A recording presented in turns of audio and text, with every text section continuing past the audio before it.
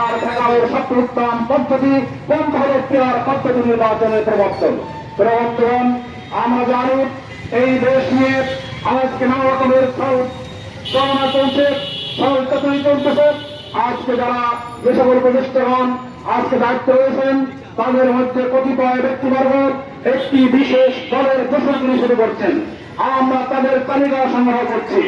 আপনারা যদি সংশোধিত না হন, আপনাদের জাতির দেশের মানুষের আশা আকাঙ্ক্ষা না বুঝেন, মানুষের মনের ভাষার ভাব বুঝতে পারতে হন, আগামী দিনে বিগত সরকারি কর্মকর্তা, বিগত দিনে সকল কারিগর ছিলেন, তাদের যে করুণ পরিণতি হয়েছে, আগামী দিনে সেই করুণ পরিণতি বরণ করার জন্য আপনাদেরকে প্রস্তুত থাকতে হবে।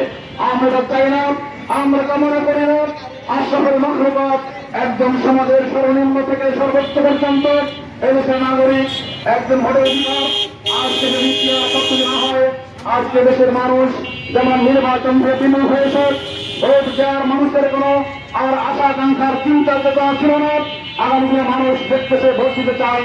এই ভোট দেওয়ার জন্য লেভেল প্লেইং ফিল্ড যদি চালু না করা হয় এবং এর সুন্দর ব্যবস্থা করানো হয়, তাহলে এদেশের নির্বাচন এর তথ্য অকার্যকর নির্বাচন ইনশাআল্লাহ আমরা হতে দিতে পারি না। এদের সেটা কামনা করে না। সুতরাং আমরা চাই লেভেল প্লেইং ফিল্ড চালু করার জন্য, ব্যবস্থা করার জন্য এদেশের প্রত্যেক ব্যক্তিদেরকে অবশ্যই তার ব্যবস্থা করতে হবে। সংগ্রামী বন্ধুগণ, রাষ্ট্রের প্রয়োজনীয় দৃশ্যমান সংস্কার করতে হবে।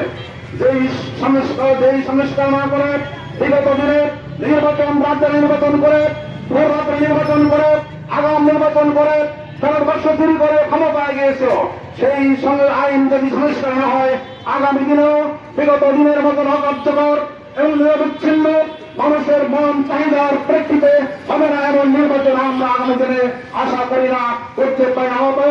অবশ্যই দৃশ্যমান রাষ্ট্রীয় সংস্কার করতে হবে। আমাদের ছাত্র জনতার বৈষম্যবিরোধী আন্দোলনের প্রেক্ষিতে আজকের এই সুন্দর স্বাধীন সার্বভৌম সুন্দর কথা বলার বাক্স নিয়ে পেলাম। আমরা সেই বিগত দিনের যারা শহীদ হয়েছে তাদের মাত্রার কামনা করে যারা আহত হয়েছেন, আজকে সেই জুলাই সনদের আইনি ভিত্তি অবশ্যই দিতে হবে।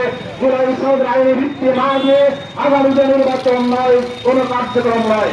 আমাদের দাবি আজকে গণতান্ত্রিক রূপায়িত হয়েছে। আপনারা জানেন বিগত দিনে বাংলাদেশে 5টি দলিল হয়েছে।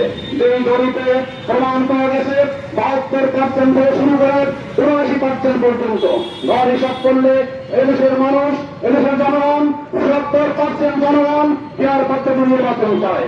অপরের আসন আজকে যারা পেয়ার সম্পর্কে নেতিবাচক কথা বলতেছেন তাদের উদ্দেশ্য কি আমরা আলোচনা করতেছি। আপনারা খেয়াল করছেন, এক বাড়ি বলা যাচ্ছে, উনি বলতেছে যে পেয়ার তারা চায় না যারা দেশের সম্পদ লুট করতে চায়।